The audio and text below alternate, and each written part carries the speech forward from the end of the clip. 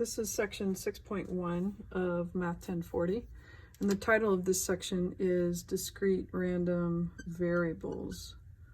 So let's look at an example real quick.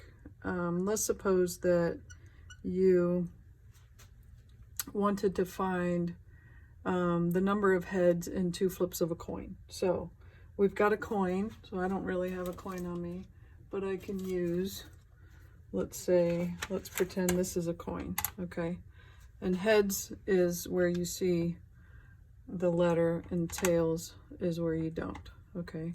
So if I'm gonna flip it twice, let's say I get a heads, whoops, and then I get a tails, right? Well, what are the possible outcomes if I get to flip it twice? Well, I could either get two heads, or I could get heads first and then tails, or I could get tails first and then heads, or I could get two tails, sorry. So this is my sample space, right? Those are all the possible outcomes. So let's say I wanted to know the number of heads in two flips of a coin. So I'm going to say X represents the number of heads in two flips. So this X we would call a random variable, because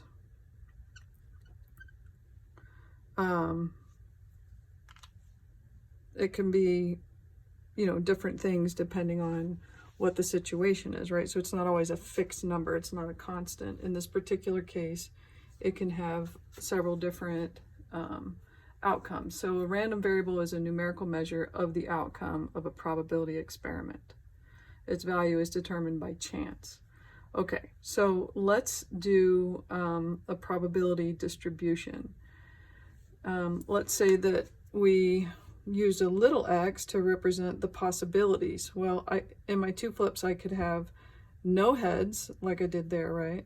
I could have one head, like I did in these two cases, or I can have two heads, like I did in the first case, okay? So notice I use a little x here and a big X here, because the capital letter X identifies the random variable, which is the number of heads in two flips of a coin.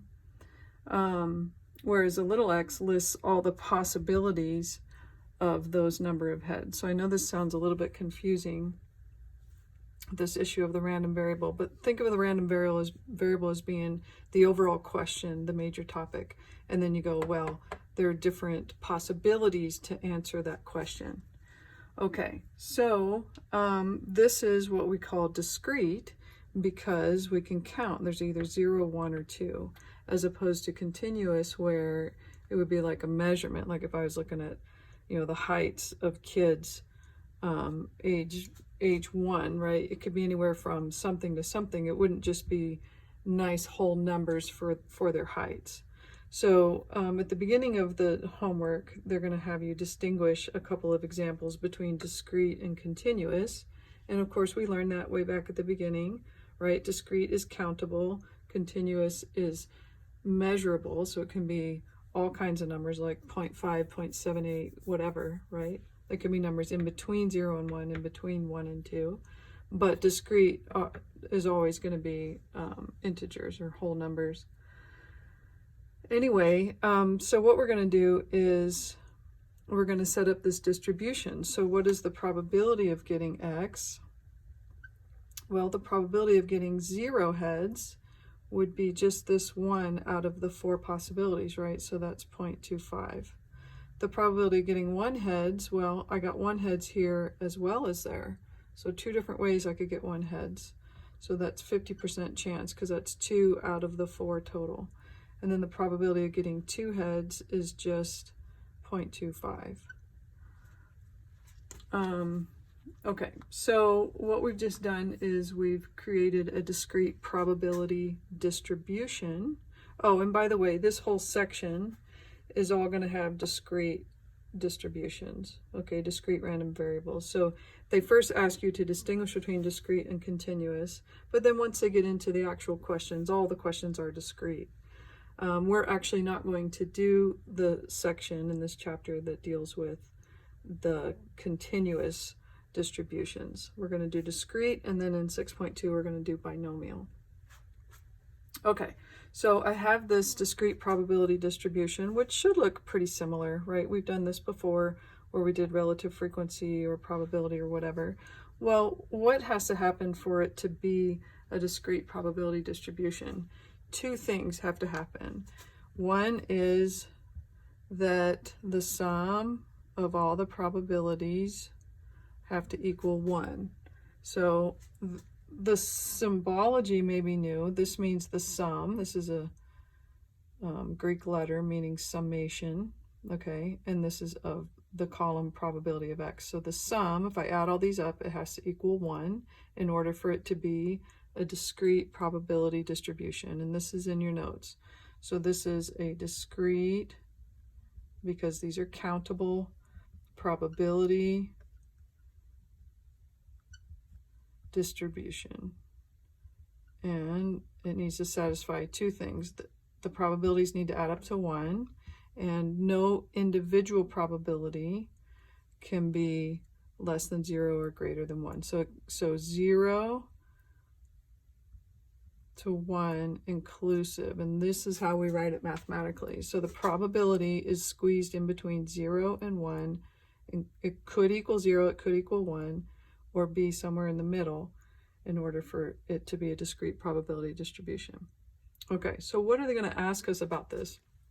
Well, we get this distribution, they're going to ask us to find the mean and the standard deviation.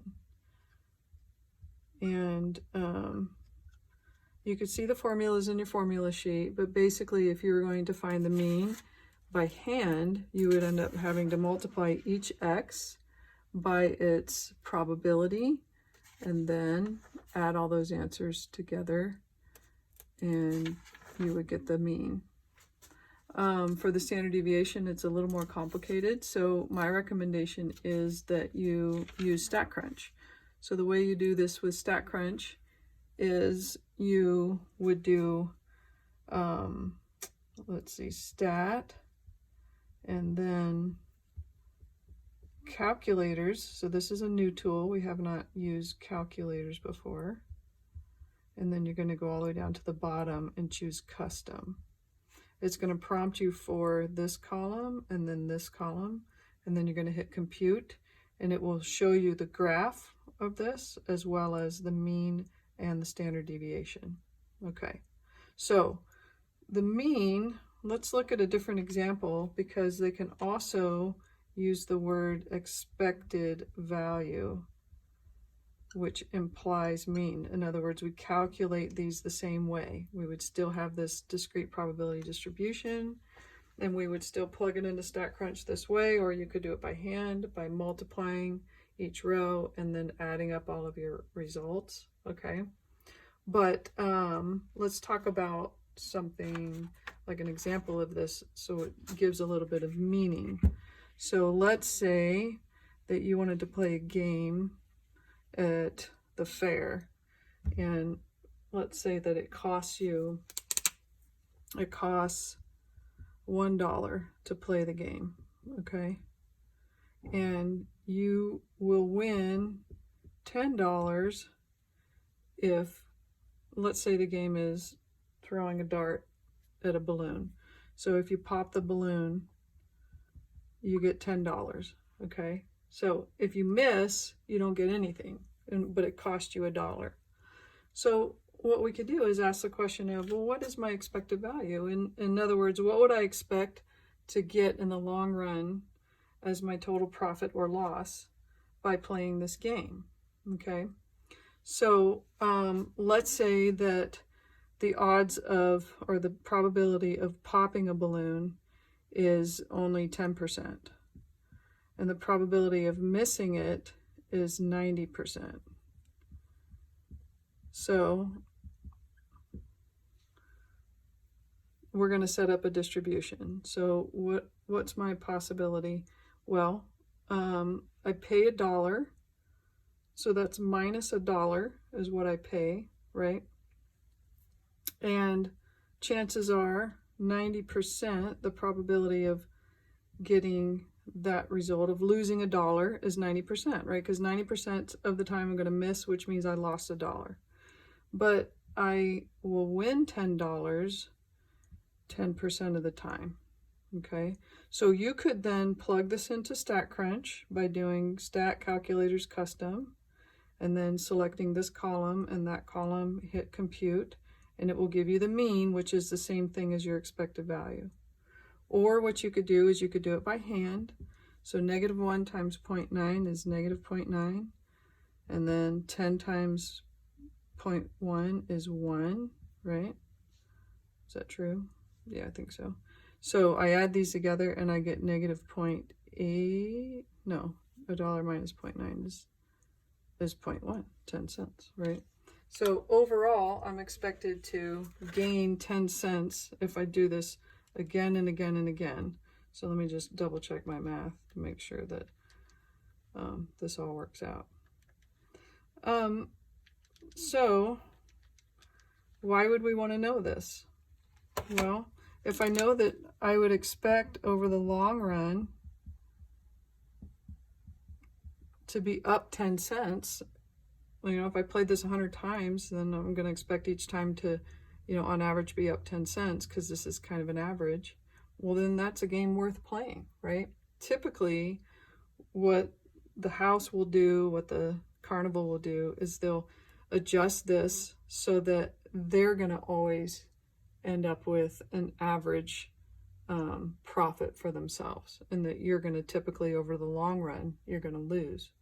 But anyway, I just wanted to show you, because this is two different contexts for this section, right? One is, you know, what we just did, where they're asking for the mean or the standard deviation, and the other one has monetary value, and we would then calculate our expected value, which is the same thing as calculating the mean, and we can do it by using StatCrunch.